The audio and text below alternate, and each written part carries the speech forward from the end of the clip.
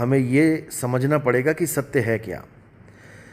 हमें ये बिल्कुल भी नहीं अपनाना है कि हम हिंदू फैमिली में पैदा हुए हैं इसलिए हम देवी देवताओं की पूजा करेंगे, या हम मुसलमान फैमिली में पैदा हो गए इसलिए हम अल्लाह को मानेंगे, या हम सिख या ईसाई बन गए, फैमिली में पैदा हो गए इसलिए हम उन धर्मों को अपनाएंगे। पहले तो ये टैग लगाना बिल्कुल अलग कर दो। ऐसा बिल्कुल नहीं है कि हिंदू फैमिली में पैदा हुए तो आप देवी देवताओं को पूजोगे तो आपकी मुक्ति हो जाएगी, या मुसलमान में आ गए तो आप अल्लाह अल्लाह करोगे तो मुक्ति हो जाएगी। ऐसा बिल्कुल भी नहीं है। आप किसी भी धर्म में हो, आप किसी भी धर्म में पैदा हो गए हो, अब आपने क्या करना है कि आपको जो इंसानी जन्म मिला है पहले तो इसकी कदर करनी है। पहले तो ये विचार करना है कि हमें इंसान जन्म मिला ही क्यों है।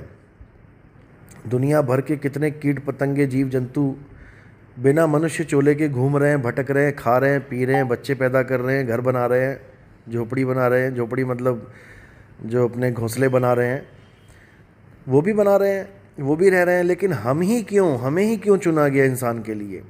क्योंकि ये मालिक की दया है, परमात्मा की अपार कृपा है कि हम यहाँ से निकलें। और निकलने का एक ही तरीका है, सत्य को जानना।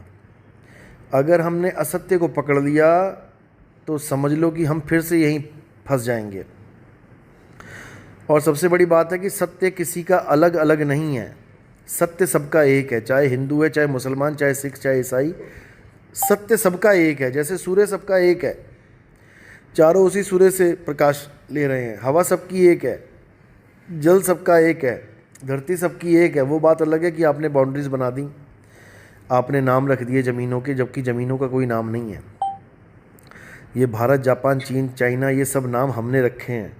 जब हम इस दुनिया में आए थे तो ना कोई भारत था, ना कोई चीन था, ना जापान था, जब पहली बार इंसान इस धरातल पे आया। तो अब सत्य क्या है बस इतना जानना है। चाहे कोई हिंदू हो के समझ ले, चाहे मुसलमान हो के समझ ले, चाहे सिख, चाहे ईसाई हो के समझ ले, सत्य सबका एक है। और सत्य क्या है बस इसी को समझना है।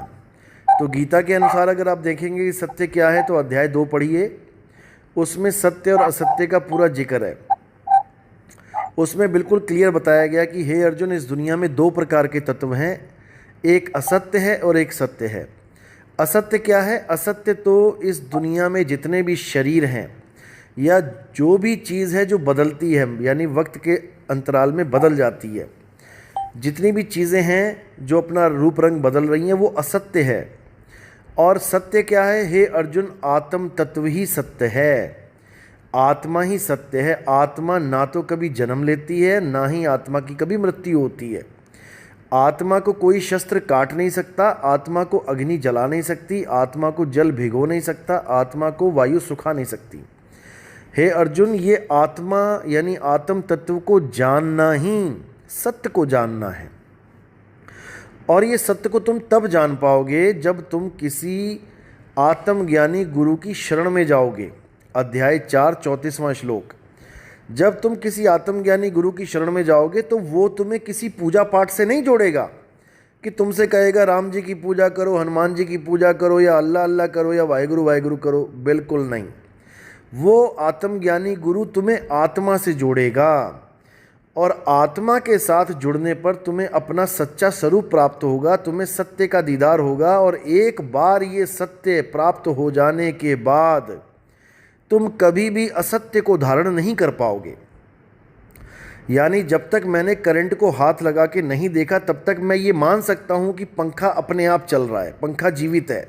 लेकिन जिस दिन मैंने करंट को हाथ लगा लिया और ये जान लिया कि ये पंखा मुर्दा है, लेकिन करंट की वजह से ये चल रहा है, उस दिन मुझे सत्य और असत्य दोनों का बोध हो जाएगा। असत्य क्या है? पंखा, क्योंकि बदल रहा है, और सत्य क्या है? करंट, जो कभी नहीं बदल रहा है। इसी प्रकार जो भी पुरुष अपनी आत्मा में रमण करते हैं, अपनी आत्मा में सिद्ध हो जाते हैं, अपनी आत्मा में संतुष्ट हो जाते हैं, उनके लिए कोई धार्मिक कर्म कर्तव्य लागू ही नहीं रह जाता। अध्याय 3 17वां श्लोक आप पढ़ेंगे। 17 से पहले क्या बताया गया?